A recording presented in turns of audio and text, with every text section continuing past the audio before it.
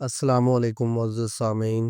آج ہم آپ کے گوش گزار کریں گے حضرت صالح علیہ السلام کا واقعہ۔ قرآن مجید فرقان حمید میں اللہ رب العزت نے ارشاد فرمایا، ترجمہ: اور سمود کی طرف بھیجا ان کے بھائی صالح علیہ السلام کو۔ انہوں نے کہا، اے قوم، بندگی کرو اللہ تعالیٰ کی، اور نہیں ہے کوئی معبود سوائے اللہ تعالیٰ کے۔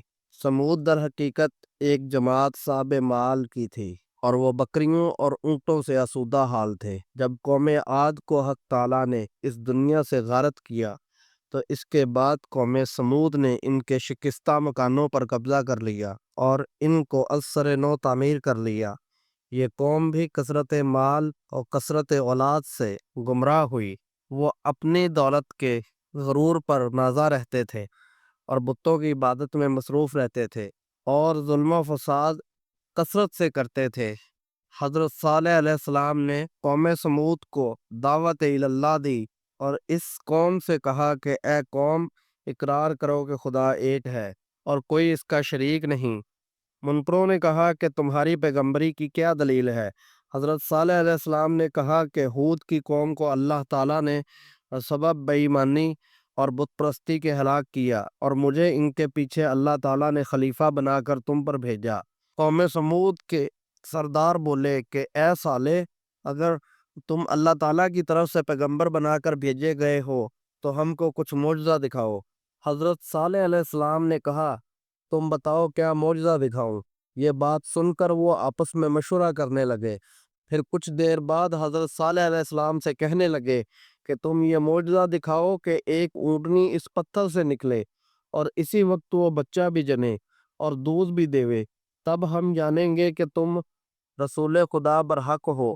یہ گفتگو ہو رہی تھی کہ حضرت جبرائیل علیہ السلام تشریف لائے اور حضرت صالح علیہ السلام سے کہا، اے صالح، تم ان سے اقرار کرو اور ان سے کہو کہ بغیر حکم خدا کے وہ اونٹنی کو نہ ماریں اور سوائے دودھ کے اس سے کچھ نہ کھاویں، کیونکہ ان پر کوئی چیز اس کی حلال نہیں۔ پھر حضرت صالح علیہ السلام نے ان سے اقرار لیا، اور اس اقرار کے بعد حق تعالیٰ کا حکم ہوا کہ اے صالح، تم دعا کرو اور میری قدرت کا نظارہ دیکھو کہ میں نے تجھ سے 4000 برس پہلے ایک اونٹنی اس پتھر کے اندر پیدا کر رکھی ہے، تاکہ تیرا معجزہ ظاہر ہو اور تیری پیغمبری کی دلیل مضبوط ہو۔ پس حضرت صالح علیہ السلام نے اللہ کی درگاہ میں دعا کی اور تمام مومنوں نے آمین کہی۔ اتنے میں ایک عجیب آواز اس پتھر سے نکلی اور ایک اونٹنی نہایت خوبصورت اس پتھر کے نیچے سے نکل آئی۔ وہ اتنی حسین اور خوبصورت تھی کہ اس جیسی سارے عالم میں دوسری نہ تھی، اور بعد ایک ساتھ کے اس نے ایک بچہ پیدا کیا، اور اس کے پاس تازہ گھاس بھی نظر آئی جو اونٹنی نے کھائی تھی، اور خدا کے حکم سے فوراً ایک چشمہ اور ایک چراگاہ پیدا ہوئی اور اونٹنی اس میں چرنے لگی۔ اس قوم میں 7 قبیلے تھے اور 7 قبیلے اس چشمے سے پانی پیتے تھے، اور پانی کچھ کم نہ ہوتا تھا۔ اس اونٹنی کو اس چشمہ پر لے گئے۔ اس اونٹنی نے اس چشمہ کا سب پانی پی لیا۔ پھر اس وقت حضرت صالح علیہ السلام نے قوم سے کہا کہ تم لوگ اس کا دودھ پیو۔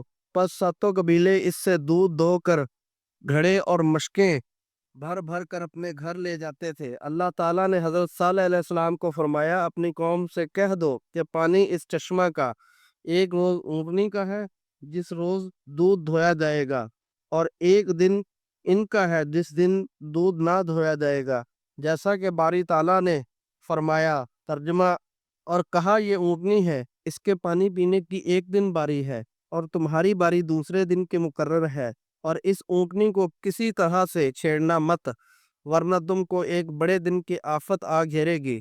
اللہ تعالیٰ کی قدرت سے اونٹنی پتھر سے پیدا ہو کر حضرت صالح علیہ السلام کی دعا سے چرتی پھرتی تھی، اور جس جنگل میں وہ اونٹنی چرنے جاتی تھی تو اس جنگل کے سب مویشی بھاگ بھاگ کر کنارے پہنچ جاتے، اور جس تالاب سے وہ پانی پیتی سب مویشی وہاں سے بھاگ جاتے اور مویشی وغیرہ پیاسے رہ جاتے۔